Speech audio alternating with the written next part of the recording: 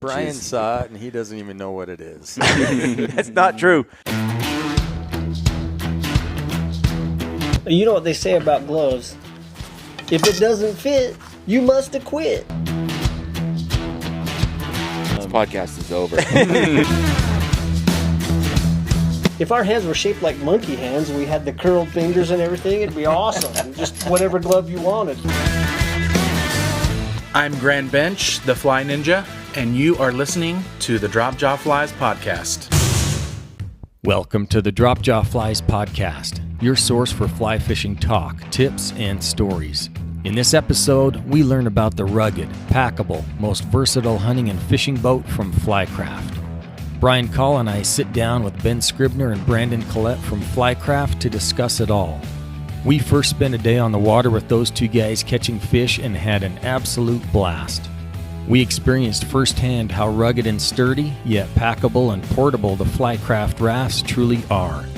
And in Ben's own words, the Flycraft is like a magical pass to accessing remote water.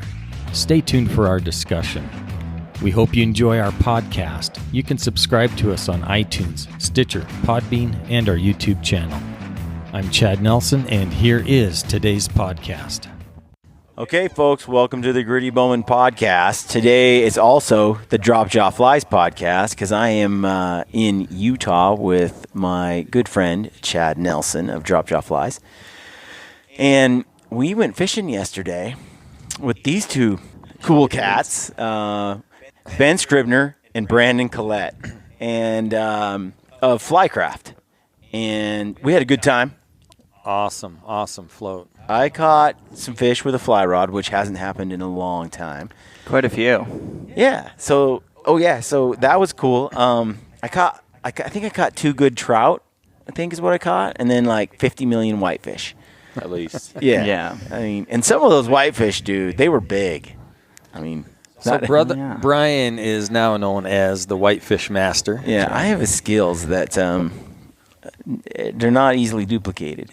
And since I should fill you in, since you do a little more hunting than fishing, Yeah. it seems like you kind of have the bug now. Every whitefish counts as -2. So I caught no trout yesterday. Yeah. So even though you actually caught the most fish, but you have the fewest points. Yep. Yeah. I see how that works. So, Chad, you want to do a little introduction for Drop Jaw? Yeah, so Drop Jaw Flies podcast, we basically just host a podcast putting information out there about awesome fly fishing equipment, gear, tactics, techniques. And so when I met Ben at a trade show, I guess it was last year, wasn't it? Yep. I was there with my wife, and we're walking the trade show, and I see this super cool raft. And I was immediately smitten. I was like, wow, this is what I'm looking for. And, just learning about the raft, seeing the form, the functionality, it was everything that I thought would be so cool for fly fishing. So we'll get into that in a minute. But for those listening, if you want to follow Drop Jaw Flies podcast, it's for guys basically that just want to learn about fly fishing. Whether you are a very experienced fly fisherman or new, we've got podcasts for everybody, and we want to always educate our listeners on new and awesome fly fishing gear and equipment out there. Yep.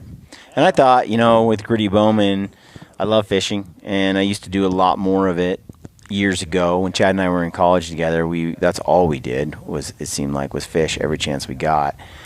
And I just would like to get back to those roots and do that a little more. So I think a lot of the audience that follows the Gritty Bowman also is into fishing, fishing and outdoors. Some aren't. Some think if you're not big game hunting, you're wasting your time. So, but there's a lot out there that value fishing and love fishing. And so this is a good chance for me to kind of introduce Chad again to my audience. He's been on the podcast before, but also talk about a really cool product that I think my audience would really like, not just for fishing, but just for remote hunts. You're going moose hunting, or you're going, in some backcountry bear hunt. Especially if you're going to Alaska or Canada. There's some waterfowl.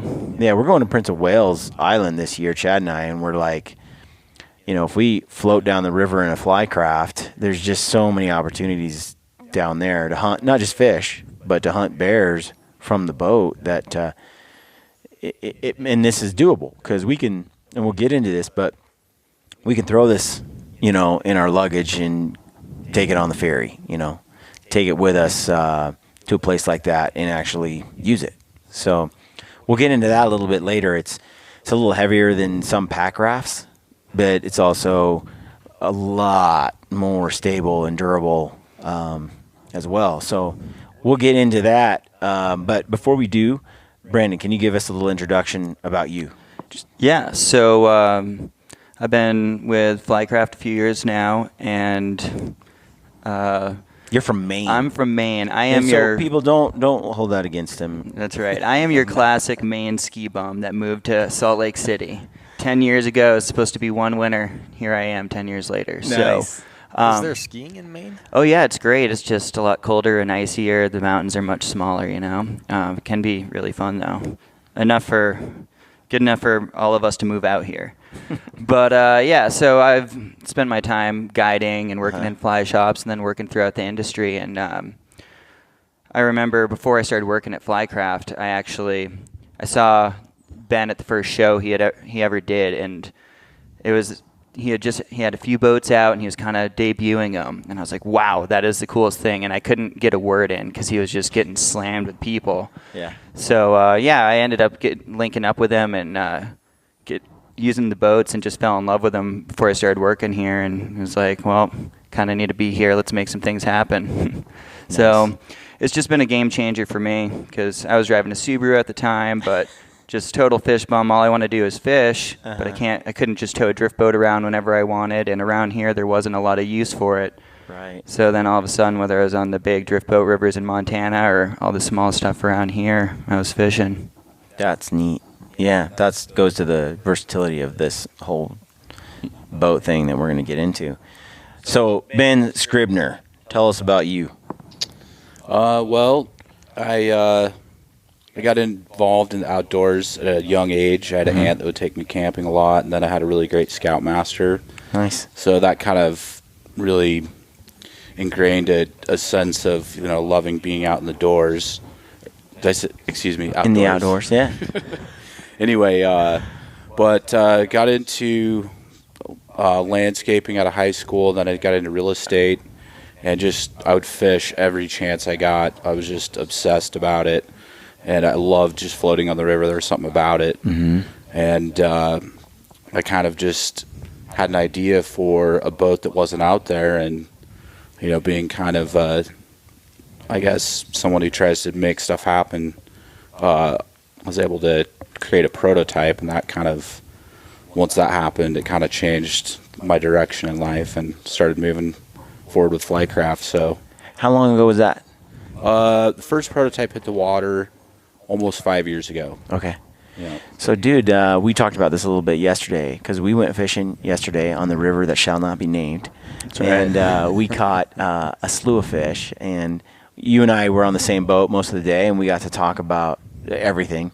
And I was asking you, like, why did you do it? I think it's interesting. You obviously got that kind of entrepreneur blood in you. You like said you already got into landscaping, and you kind of did your own thing. But why did you go ahead and get into this raft? Initially, it wasn't it wasn't necessarily like as a business. It was more to fit my own needs. I was using a drift boat, and I was traveling to a lot of other states, Wyoming, Montana, Idaho. But I would see so many areas of water that you couldn't get a drift boat down, and I knew there had to be huge fish and just untouched waters. Yeah. And as the popularity of the sport has grown, I'd try to get away and get to more of those untouched areas. And so I guess just this concept of a smaller, lighter boat that still could function like a bigger boat, but give you a lot more versatility. Something you could pick up, take over a diversion dam, and just get to a million more places than your conventional boats, it kind of lived in my head for a while, and then one thing led to another. I built one for myself, and the first time that boat hit the water, I was kind of blown away. Like, it was a pretty special moment because I knew I was onto something. Yeah. And from there, it was just kind of, it was a long process. But So describe to me if let's say someone's listening, they're not watching, they don't see what this boat is. Tell me, what is Flycraft? Well, Flycraft, I would say, we claim it's the most versatile boat in the world, and we feel like it really is. This boat can essentially perform the task of a lot of different boats. It's a lot of different boats in one. But if you're out there and you can't see what it looks like, it's kind of like a hybrid between a raft and a kayak. It's a lot more slender than your typical boat. That's what struck me, is it's not that wide compared to It's your not. typical. I've been down the Deschutes River in a whitewater raft. This is it's much different. It's much more narrow. How wide are these dimensionally? They're 46 inches wide. 46. And because of that width, that adds to the versatility, because it's basically the same size as a lot of people's canoes or kayaks. So it puts it right in that classification, but it's not this tippy canoe and kayak. You can break it down, throw it in your closet, and it The also makes stability it. of this is awesome. Oh yeah, We're standing up and fishing out of it with ease. I'm not going to do that in a canoe. Just not happening. not with all that expensive Well, fishing I gear. am at sort of least. like Karate Kid, and I do have some of impeccable course, balance. of course. However, I've found myself in the water a few times trying to stand up in a stupid canoe. No, these are designed so you just throw them right in the back of your pickup truck. Yeah. Oh yeah, roof Yep. of a Subaru. We have people that put them in their trunks of their cars. So we have all the advantages of the smaller boats, but this thing holds its own as one of the bigger boats. You can all of a sudden have a motorboat on a lake. We zip around, we chase roosterfish and baja with these things, and we run all the big drift boat rivers too. So Yeah. Well, so you'd mentioned the versatility and going places where you can't take a drift boat. So yesterday I'm floating with Brandon, and we go down this side channel, and we couldn't have been in more than 4 inches of water. yeah, if that. And I even said to you, holy smokes, there was a drift boat coming behind us, but Yep. they couldn't go where we went. Brandon takes me down this channel, and that's where I caught my biggest Your fish of the giant day. fish. Yeah. Yeah. That was a beauty. Which, there could be some reason for that, right? Because not very many boats can get to where you caught that fish. Yeah. No. Tell me, Ben, keep telling us a little more about, Flycraft. Well, I would say the versatility really is the bottom line with this. It just enables you to pretty much access just about any kind of water type. So depending on where you live or where you travel to, the Flycraft can really adapt to kind of whatever situation. There's a few things, like it's not a big whitewater boat. If you're looking for like a rapid boat, that's not necessarily its forte. However, if you do know what you're doing, you can handle some pretty good class 3 water if you've got experience. It's really quite impressive. We kind of try to downplay that, though, just so people don't get in trouble. Yeah. Go over their limits. And the fact of the matter, most places that trout live isn't going to be above class 2 whitewater, which we fully rate this boat to class 2. Yeah, I noticed that's what you have on the website is class 2, but I could see how a guy that knows what they're doing could take this down some class 3s. Oh yeah. Interesting. Yeah. What is its drawback for like a class 3, 4? What is it about the design that makes it Right. not ideal for that, but ideal in all those other situations? So the main thing is it's not a self-bailing floor. With a self-bailer, that allows water to kind of move in and out of the bottom of the boat. Okay. So if this thing gets a wave coming over the top of it, Yeah. it's a true boat in the sense that it just stores we'll that just water. use a hand bilge to pump it Right. out.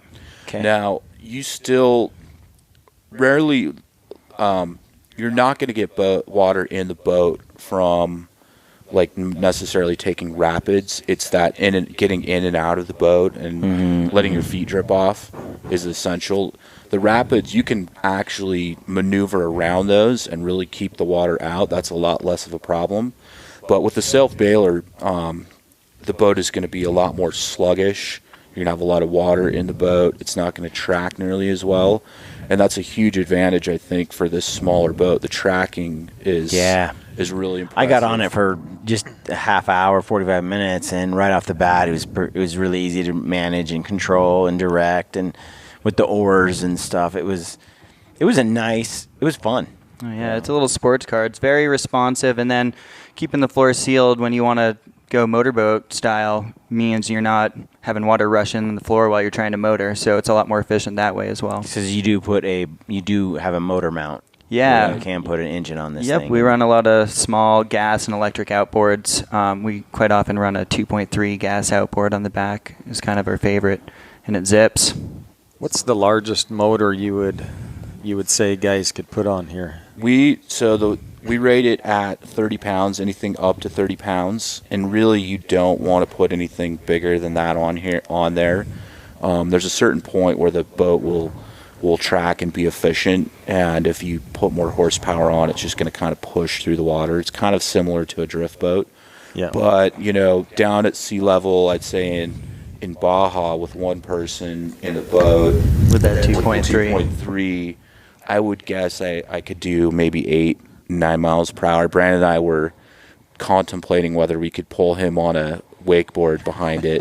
Probably with like Not a out of dog the water. start. Yeah, with a dog start. I think you could probably Brandon do used it. to be a pro snowboarder, so I think he could pull it off. Oh, man. But it Holding on cooks in with one hand person and in a it. fly rod in the other, and Yeah.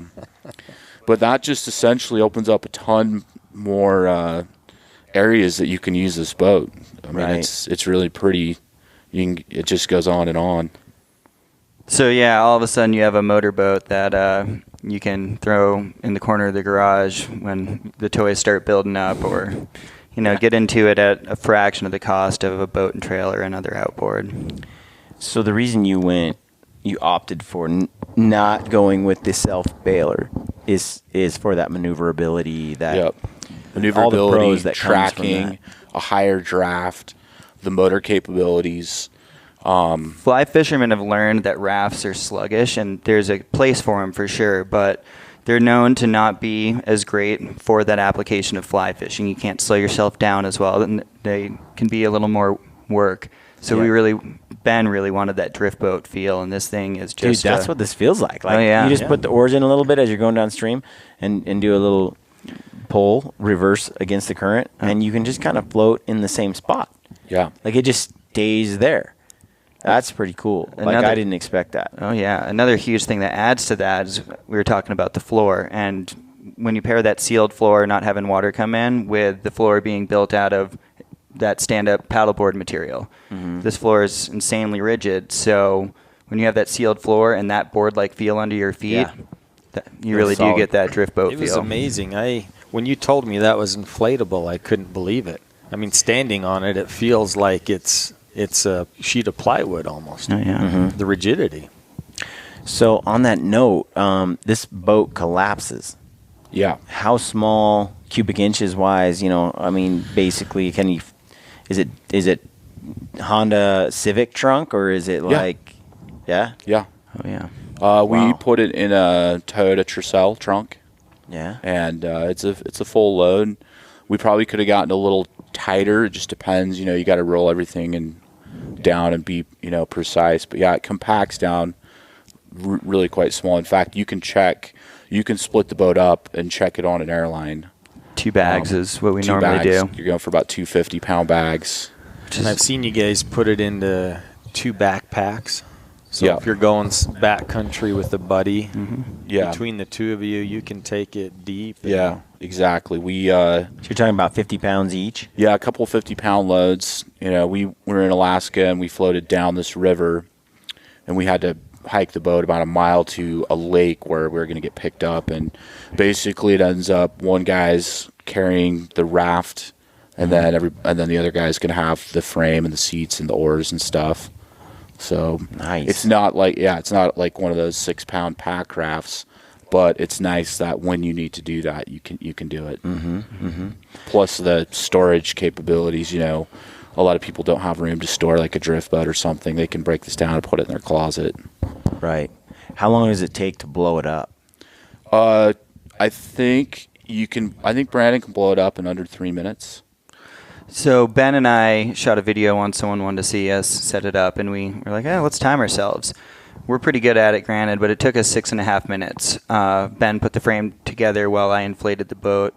So realistically... 6.5 minutes? Yeah. Now, we're not saying that's how long it takes. So 10 to 15 minutes is very realistic for people. Yeah, once they get the hang of it.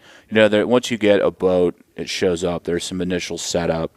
And then once you know where all the pieces go, and you're not like, where does this go? And that's with the tool-free components. And But still, you're not talking an hour.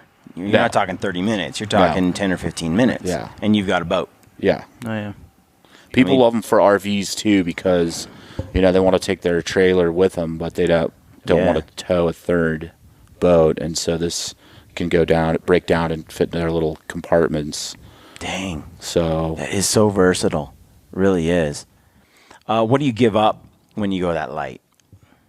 Because you got all this rigging on here, which describe that for folks. We've got, I think our best feature is the rear gear rack, and that has been a really awesome thing. You can keep your stuff up and out of the way. You can easily access it from the rear seat. Mm-hmm. It's up out of the water. You can take a little bit more. It allows you to pack a lot more punch in the boat as far as what you can carry with you, and keeps the boat decluttered. We've got awesome cup holders that will quickly... Ooh, look at that. Yeah, Brandon. ram mounts with their Tough Claw system. They're amazing. Check those guys out. Nice. You ain't spilling with these. Gear rack rated for 100 pounds, is it? Yeah, Chad, yeah. Well, the closer. 100-pound rating. So you also can put a third seat on this rear rack, and that's more for like your kid. It's not for like full-size adult. Okay. But we mount one of these actual seats on a quick release. You just pop it on and off. So you can have 3 seats on this side. Yeah. Bring the kiddo along. But that gear rack was nice. You throw a Yeti cooler on there. You can throw, your backpacks, your gear, which is what we did. We've got, the motor mount, obviously. We've got some 2-to-1 mechanical advantage anchor stuff. The anchor system on the boat is really sweet. I think it's one of the best ones in the business. It's all internally ran. That's what I was going to say is we're cruising down the river, and we hit the sweet spot. Anchors down, we are fishing, like instantly. And then it felt like I didn't even know how you got the anchor back up. It was just, next thing I know, we're going down the river again. Yeah. And I could hear the anchor deploy a couple of times. Well, and it does have that 2-to-1 mechanical advantage when we're pulling up the anchor, too, so it comes up real easy. So describe that. What is that? Basically, it's a pulley system. So you're letting two ropes out, I guess, on a pulley. Mm-hmm. And one nice thing is that kind of helps keep the boat centered and not going side to side when you're anchored. Yeah. And then also it just reduces the weight or the amount of force by half to bring it back in. So yeah, we use a 20-pound anchor normally, and it just feels like 10. Yeah, I was surprised. That's all it takes, 20-pounder. All it took was 20 pounds to stop the boat. Yeah. Because we're in some heavy current. Yeah. And you're a heavy guy. Yeah. And it stopped. I mean, it didn't it hooked on. Yeah, and that's another awesome thing is you can park this boat right in the sweet holes on a river and just sit and throw your line through where all the fish are. And, you've got... And we did that. 2 guys can stand up and just, really put the hurt on those sweet honey holes. So... Well, and one nice thing about...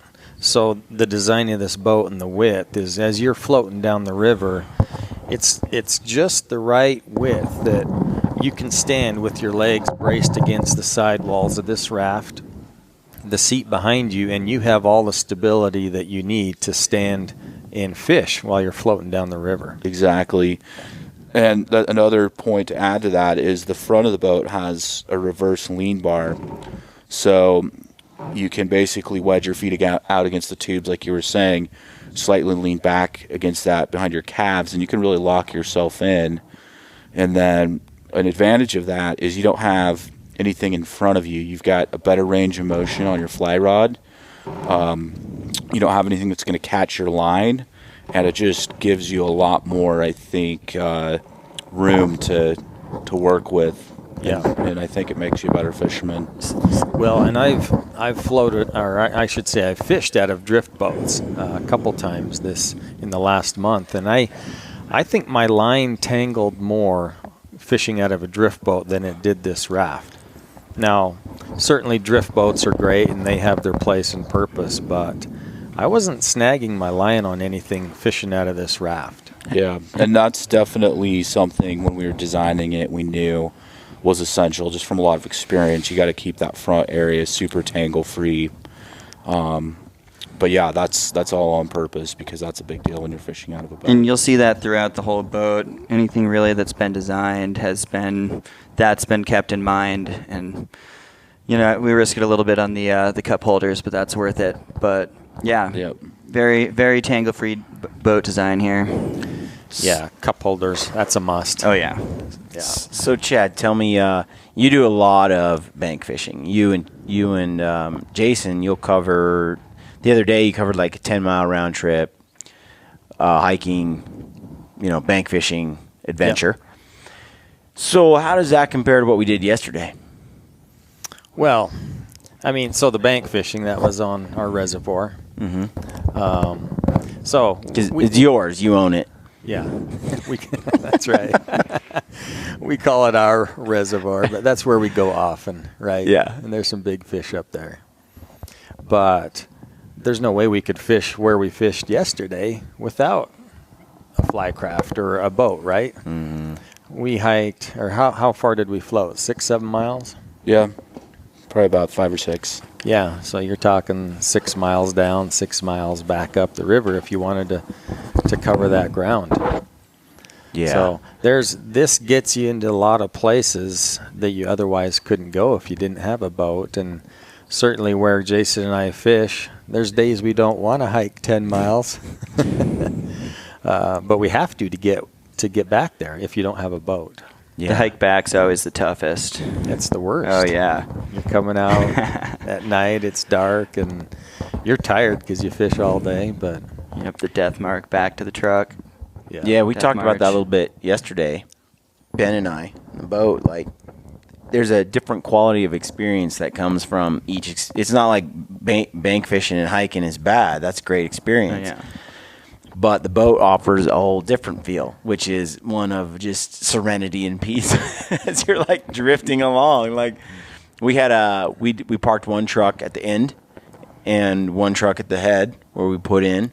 Mm-hmm. And when we got to the end, we just drove out there, grabbed the other truck, and came back. And we were there was no hiking, and it was pretty nice to do that. And I just think about it like there's a different quality of experience that comes from drifting, floating that river versus if I had to hike the bank there. And then it seems like I just hit a lot more places from the boat than I could ever, especially in a short period of time, than I can hit from the bank. Oh, Yeah. I mean, there's no doubt about it. And being able to cover water easily, plus just having access to all your gear, not having to pick and choose what you want to bring. But I want to speak on, too, you were talking about the different experience. And, I mean, I've been a big river rat all my life. You have a cabin by a lake. You like water. And I spend a lot of time fishing on foot still, too. I'm a fly fisherman. We do that. Mm-hmm. But there's definitely something to be said for a day floating down a river. And I whitewater kayak. I grew up doing canoe tripping. I like being on rivers regardless of if I'm fishing or not. So that's just a double whammy. So it adds that whole other element of a day floating down the river. What is your, catch rate from one of these versus on the bank? I'm just curious. I don't have a lot of experience, doing this kind of thing. So you're gonna catch millions more fish. Millions. Probably I caught about 1 million. 2 million. I thought it 2 was million billions. more. Oh, could be. no, seriously, like if you're the same dude, same skill set, but you're fishing off of a boat and you're fishing off a bank. Is there a difference? So in the same run, maybe not, because someone might be able to set up similar, but then there's those runs that are out in the middle that bank guy can't even get to, or it's high water and he Can't really cast just doesn't out have to it. access. He's stuck in the bushes trying to get casts out there.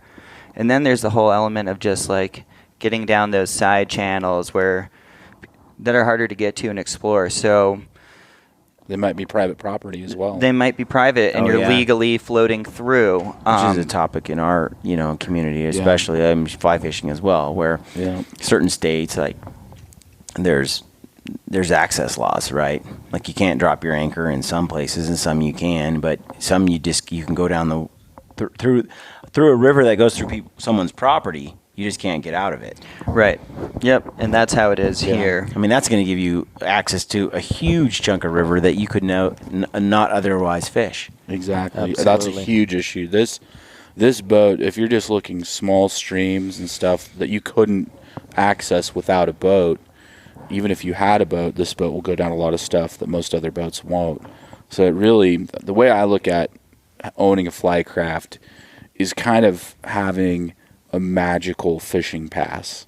You're pretty much a fishing billionaire if you've got fishing pass. if you've got a Flycraft, because it truly does open up so many possibilities. Oh, yeah. I mean, I can guarantee you I've seen more water than most other anglers out there, just because I'll go out and explore, and I've covered a lot of different rivers that most people just think, that they just can't get to it because it's private. Yeah, that's why, I mean, like I was telling you when you asked me to give an intro about myself, I found out about this boat and then I kind of freaked out about it.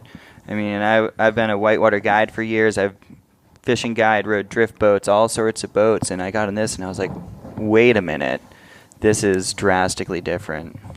So, just to back up a little bit, on the whole part where you guys put air in this thing and pump it up, bring it to life, you're not using an electric pump. Well, so it comes with a high pressure 2-stage pump, a good quality pump, kind of an upgraded pump already, and there's 5 air chambers. So when you're pumping it up, you're seeing results really fast because you're not blowing up the entire boat. You're blowing up a small portion of it. So mentally, that helps, but it really blows up quite fast. We have gotten some electric pumps that are pretty dreamy. You boat company, you get sick of blowing up boats. Yeah. So we've got a few electric pumps. Like all these behind us. Yeah, That's right. Those come in handy, but really blowing it up is not bad. Okay. And we do break it down to travel, and some people need to for storage, and I certainly sometimes for the convenience of storage, but if you don't need to break it down and you can leave it stored out of the sun like this, saves you a couple minutes every time you go fishing. So I normally just keep my boat inflated, drag it across the yard, throw it in the back. To leave it inflated. Yep. Oh, yeah. It's probably the best, actually. Okay. Yeah. And then this frame, talk about the frame. It's aluminum, I'm assuming, and how does it break down? How many pieces? There's 7 pieces, and it's all super lightweight yet really quite rigid aluminum frame. It all kind of stacks together. I kind of pointed out a little earlier. It all kind of the frame will break down and comfortably sit in the gear basket. I'm drawing a blank on the dimensions. It's like, I want to say 38 inches by 28. Yeah, I know. 6 inches tall. Yeah. So basically, we can fit the frame and the rolled boat and the seats and the parameters of this gear rack, and it would all stack about this tall. Granted, I normally don't carry the whole 100-pound boat at a time, but to look at a nice, neat little package there, that's about what it can fit in, so visually. Yeah.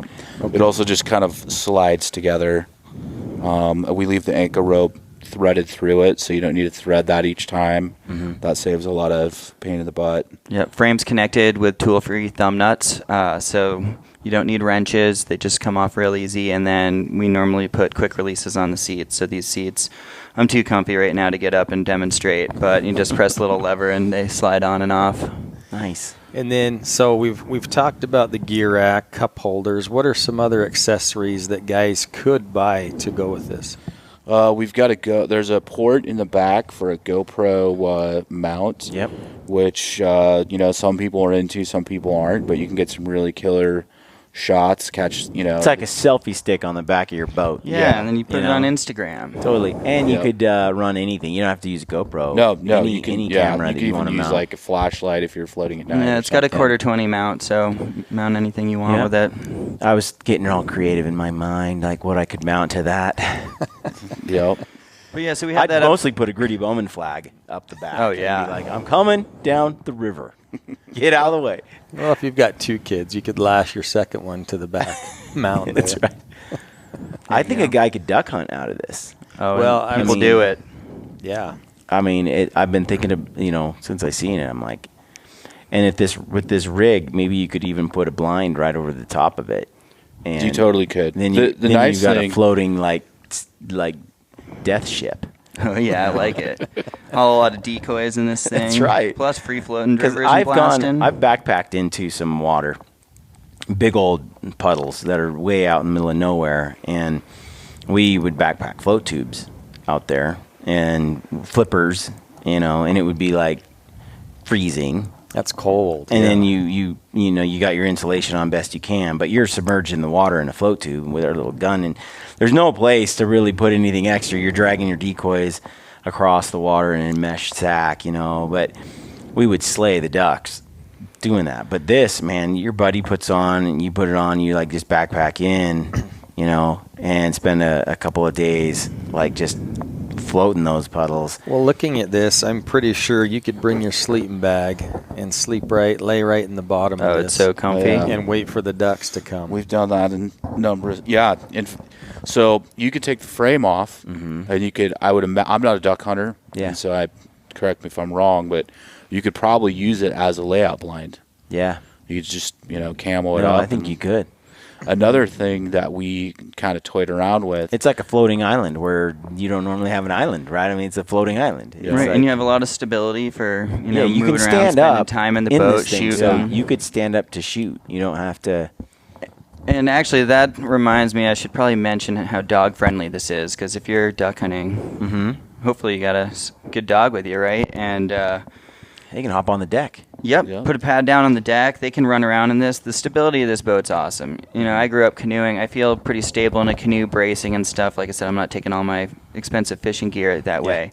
But we all know what happens when you're fighting a fish with a dog. They want to lean up on the side. I think they think they're helping. And this boat, you don't need to lean the other way and counterbalance. And their claws aren't going to do anything. So it's very dog friendly. We're always out fishing with dogs. So you're out there Good duck point. hunting. So I've seen videos. You guys have a lot of YouTube videos out there. So anybody just listening to the audio version of this, check them out on YouTube. I've seen you guys drag this across gravel, dirt, chuck this off a bridge, if I'm not mistaken. Mm-hmm. Talk about the That's our durability of this. Was it PVC or? Yeah. And especially the bottom.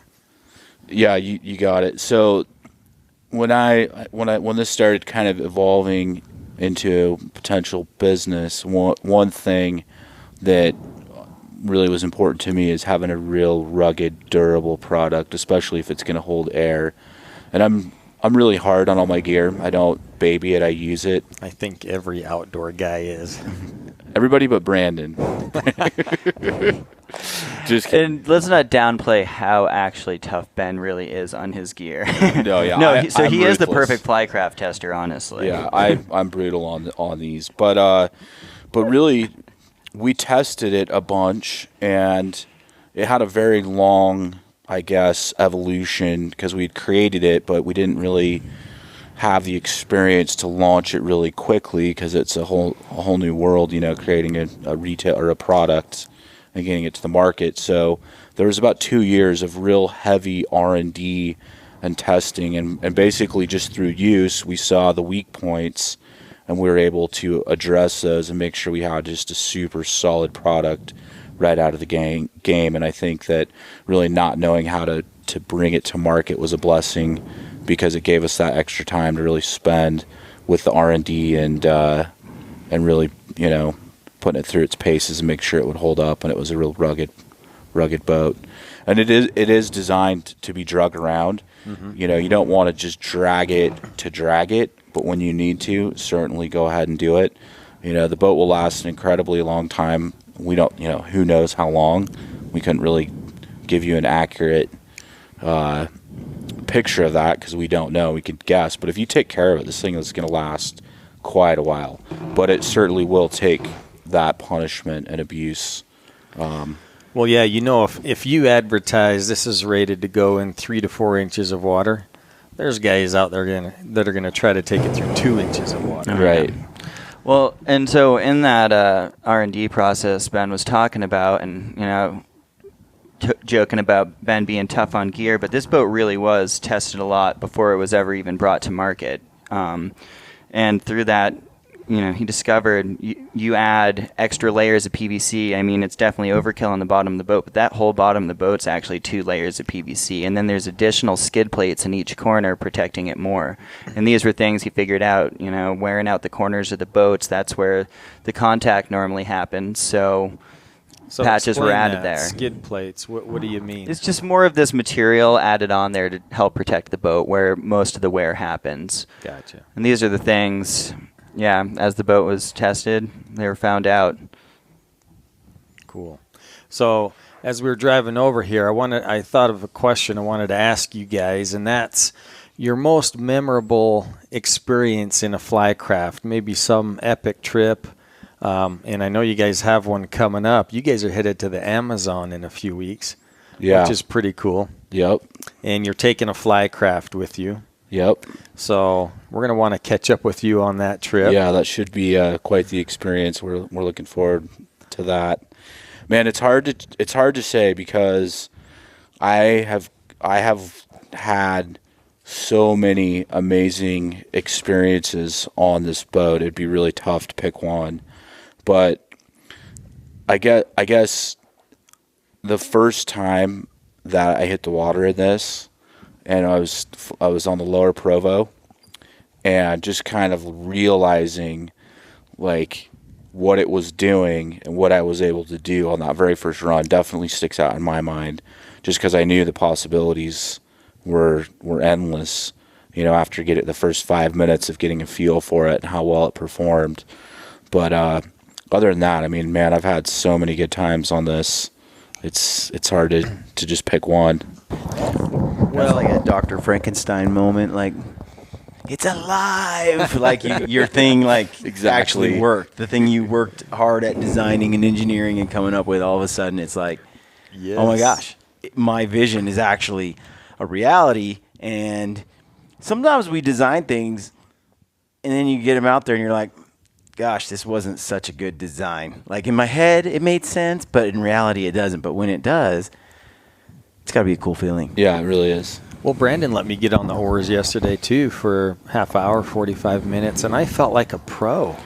You were killing it. You are a natural. Both you guys. Well, it was so easy to maneuver, and I think for anybody that's just, beginner, intermediate, which I am, it's so easy to row and move around, and my wife likes to row, and I could see her sitting in this, rowing me around and letting me fish all day. Yeah, totally. It's, a lot of... Right, Lisa? A lot of times, like one of my ex-girlfriends had some shoulder issues, and she couldn't really... The drift boat was just it took too much force. But then when this came around, she had no problems with it, and I've heard that a lot of women really like this because it is so easy to handle. It's so responsive. Cool. What about you, Brandon? Most memorable experience in a Flycraft? So, the first time I ever ran a river in a Flycraft, it was the Lower Provo, and I had floated that. I mean, drift boats are definitely a little too big for that stream, but I had taken drift boats down at row frames, my pontoon, and a buddy and I put on with, a couple hours towards dark, and we thought, we floated this thing a million times, whatever. And then it's like 1:30 in the morning, and we're still on the river fishing, and I'm just like hovering around, chilling in all these little back eddies, and I felt like I was on a drift boat on the Green River, and I was like, this is not like floating this river in my pontoon, And I loved floating the local streams, but it wasn't like being in a drift boat. It was more of a means to an end, and you were sacrificing something for fishability. And I was like, oh man, this is just crazy. And we totally screwed ourselves over and stayed out super late. Work the next morning was not fun to go to, but it was when I kind of realized the performance of this, and I was like, this is a drift boat, but I can put it anywhere I want. It's awesome. So, Ben, if a guy wants to get a Flycraft, a couple of questions. price? You know, what are the packages? You know, a guy can buy a stripped down version or the fully decked out. Lead time, like how long does it take if he wants a boat next day, you know, or whatever? What are these lead times? Boats you typically will ship out same or next day. Wow. The base price starts at $3,000. That doesn't include oars. That we provide 2 different oar options. Okay. So you add oars, and you can get this on the water for $3,300. The typical boat build is going to be about $3,800-ish, to give or take a few hundred. You can get the base package and build it up later. You know, for those of who add more features, and it's all modular, so you can just when you get it at the first, you can get it without the rack or with the rack or without the GoPro or the boat, the engine mount. Exactly. Okay. And then, you know, I mean, you can get them up to over 5,000, and you start adding an engine. Which you guys sell too, right? Yeah, we do sell the motors as well. Yeah. So yeah, you're about $3,300 to get it on the water, and then fully kind of tricked out, you're about $3,800. Okay. And that gets you, you know, pretty much everything you want. Yeah, you have your gear set rack, all your that sweet accessories you're going to want for fishing. So I'm not a haven't been fishing much, and I'm not a boat guy. Haven't been for a while. So how does that stack up? Just curiously, how does that stack up price-wise to a comparable type of watercraft? Well, you've got pricing throughout the spectrum. You've got, you know, a lot of cheaper boats, and then you've got, you know, $12,000 drift boats, and even more than that, $20,000 drift boats. Okay, in terms of what this is capable of, a comparable boat would cost you what? I would say a comparable boat on a bigger river is a drift boat, and we're coming in at a fraction. I think most new drift boats you're going to be starting around 8 with a trailer going up. So we're coming in at a fraction of that. And then you're factoring in not towing a trailer, not dinging your fiberglass and repairing it. That's one thing I wanted to tell folks is, you know, if they do watch this podcast, you know, they'll see the boat in action. They can see the video of, you know, as we throw it in at the intro and throughout the podcast, we'll throw some video in. You might even see Brian catch a fish. Yeah, on a fly rod. A trout, by the way, rainbow. Yeah. Sure. But there's, you pulled it off your truck. You have a Toyota Tundra, which isn't as good as a Dodge Ram, but it's a good truck. And in words. And you're pulling the. This podcast is over. And you're pulling. You have one boat in the bed, just sticking out the bed, and you don't have a long bed. It's just a regular, it's a short bed, and it's loading just fine. And then on the top, you have a rack where the boat just sat on the top. Pretty slick setup. You got 2 boats without hauling a trailer. Right. And one person can get it in there solo. Well, and in fact, I mean, if you have the right setup, I had barely broke my rod down, and you guys had both these boats loaded, and you were ready to go. I was impressed. It was seconds. We pulled it out of the water, dumped the water out because we got some in it from climbing in and out of it all day. Loaded it into the back of the boat, or back of the truck. Done. And it's not very heavy. Like, I grab one in, you grab one in. You're not a big dude. I mean, he's got a mean punch. I'd watch out. That's right. I'm just kidding, Brandon. It sounds like a challenge here. But you lift. We got that thing out. It's not heavy. It was sweet. I'm like, that's quick. When you're dealing with a boat, you got to go get the trailer, and you got to back it in, and you got to be like, okay, load it. And this is just something we didn't have to do. So it seems like porting it, getting it in and out of the water is going to be so much easier with this versus a drift boat. Totally. I mean, and you'll notice we didn't take out at a boat ramp. We just we didn't. Spot. We just picked a spot, which was awesome. I was like, this is so cool because you really do have the ability to just get in and get out of the water wherever you want. Yeah. And we're in Utah. We don't have many rivers with boat ramps around here. Yeah. Well, I was surprised. The other part about that was, again, I didn't feel like I lost.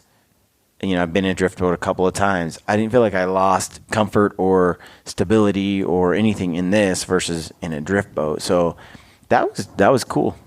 Well, and the other factor too is, you know, guys like me, I've never owned a boat. Brian's newer to fishing.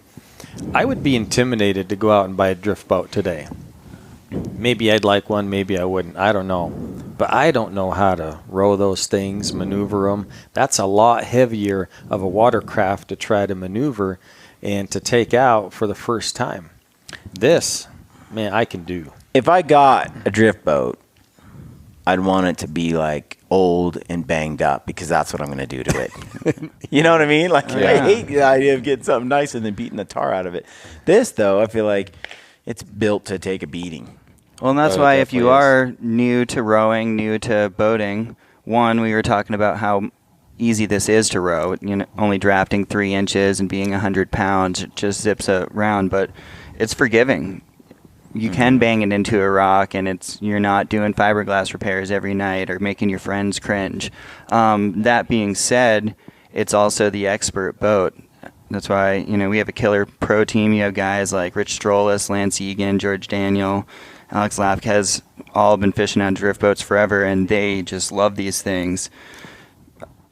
Yeah. So many of our buddies, we just can just access more water, and it's just such a great tool. So it's great for the beginners, and then people that know how to row can really take it to the next level with them. Yeah, the only advantage of going in a drift boat if you're new to rowing is the other guy's not going to let you row, so you get to fish all day. Exactly. Oh, yeah. Excellent point. Yeah, genius. Yeah, so we got the cost down. How long will it take for a guy to get one of these, or a guy or a gal, if they order one? You're going to be 2 to 4 days typically, maybe 5. Okay. If you're on the east, it could be maybe up to that 5. Yeah, but around here, it's usually 2, 3, 4 days. And you guys, you ship all over the world, right? We do, yeah. In fact, we just had someone inquire from South Africa, I think, yesterday. Sweet. We've shipped them to Australia, South America, Europe. I was just asking Brandon. Yeah, Canada, of course. Yeah. We've got a few continents, I think. We'll have one on every continent. So yeah.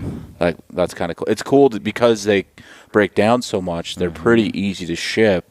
Yeah. And that's opened up kind of a global market. As we grow, we can reach out to these people and get it out there. So it's been kind of cool to see all these different areas, learn about us and call and want a boat.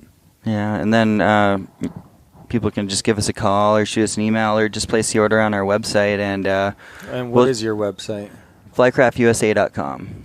And if people go there, they'll be able to learn a lot about your boat. You got videos up. Yep. You can nerd out for hours on there. Look at infographics. Their social media is great too. We are probably a little weak on testimonials. That's on the packages page though. We have a bunch. Oh, Yep. We need to get more. That's something we need to get a little better on. If people want to reach out, though, they can reach out to some of the guys that you have running the boats. Like, I don't know the fly fishing community very well. So who you got again? Oh, for our pros?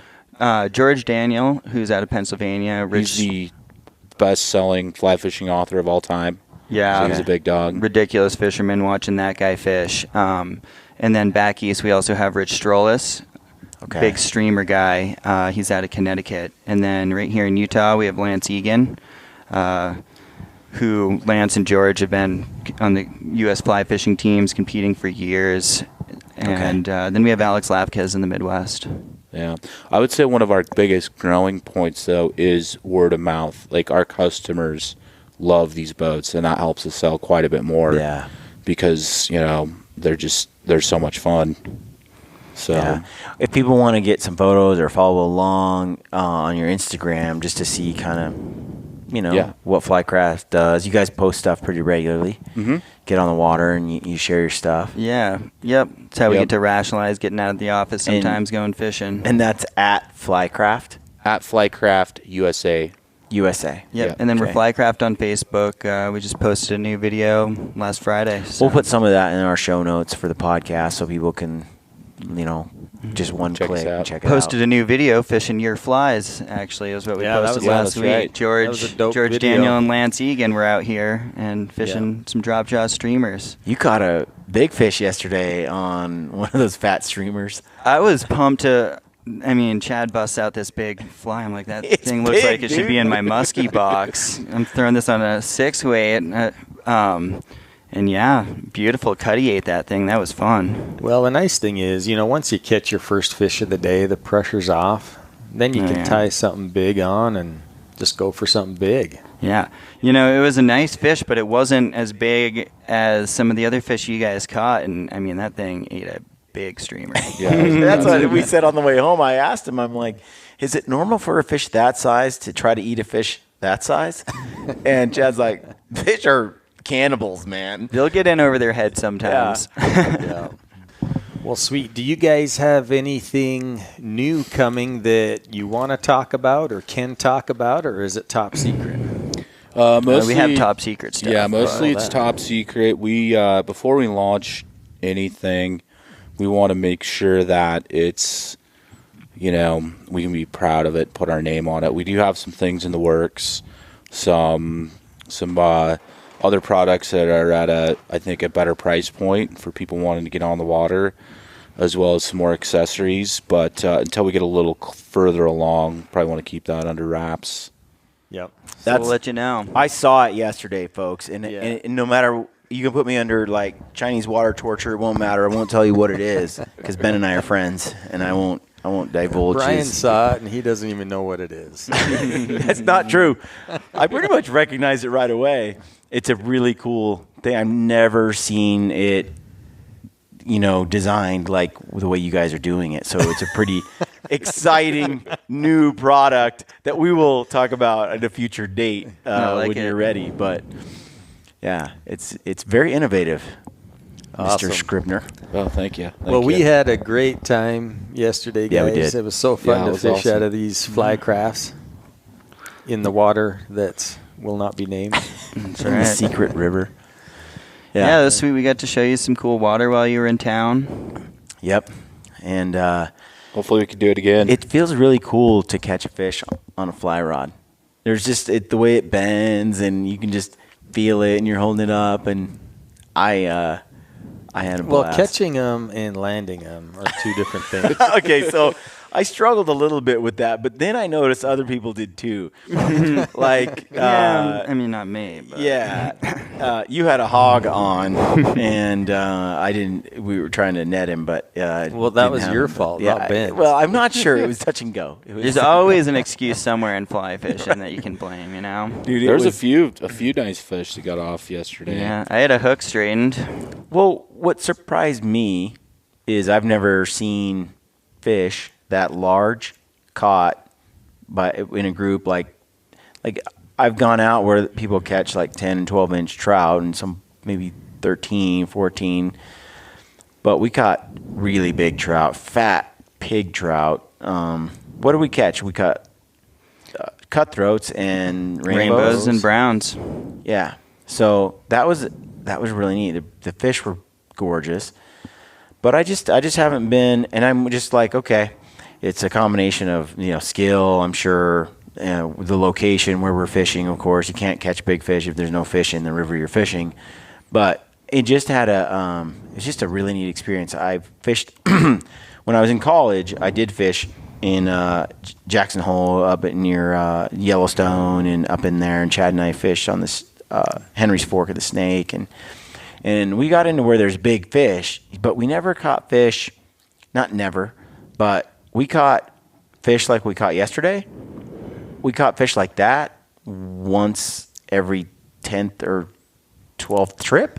Yeah. And here we caught like 6 in a day. Yeah. That just makes it way funner, like way more fun. Oh yeah. So I don't know. I'm all totally newbie at all of this, but You did fly awesome, fishing- by the way. I was surprised. Yeah, man. I would have figured you'd been fly fishing a lot longer than that. Yeah, he did okay. Yeah. I caught more fish than you, You did. except they were mostly whitefish. But still, That's right. We it's a lot of went- fish. Oh yeah. Ben was well, gracious. you're trying to target the natives. That's right. You're I'm all just about really into natural, native fish. natural, Exactly. native, wild fish. Mm-hmm. Yeah. And then you guys are actually both naturals at rowing. I mean, seriously, you guys could set up drifts. Normally, kind of frustrated when people are trying to Yeah. learn how to set up drifts for me the first couple times rowing. spinning So in Brian circles. was a little better than me, so when we go out together, I think he should probably do most of the rowing. Yeah, we'll see. Well, thanks, guys. I really appreciate it. We had a blast. Thank you guys. We'll stay in touch. We'll post this on our YouTube channel. Cool. And some more. I'll do another video, Chad and I, on just the fishing, just so people can see it in action. But we'll also throw it in the podcast so folks that are listening can go and see it in action there too. And then they can also go to Flycraft, flycraft.com, FlycraftUSA. flycraftusa.com. Yeah. All right. Any last comments? Anybody want to throw something in there before we go?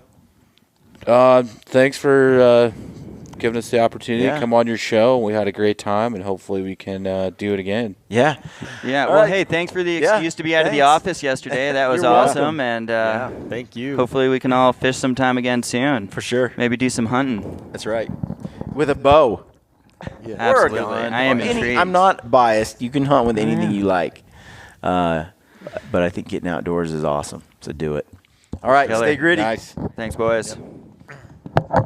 All right, friends, thanks for listening to the Drop Jaw Flies podcast. Please send us your feedback. You can find us on Instagram and Facebook and on our website, www.dropjawflies.com. Subscribe to our podcast on iTunes, Podbean, Stitcher, or on our YouTube channel. Now get out there and hook a big one and stick 'em solid.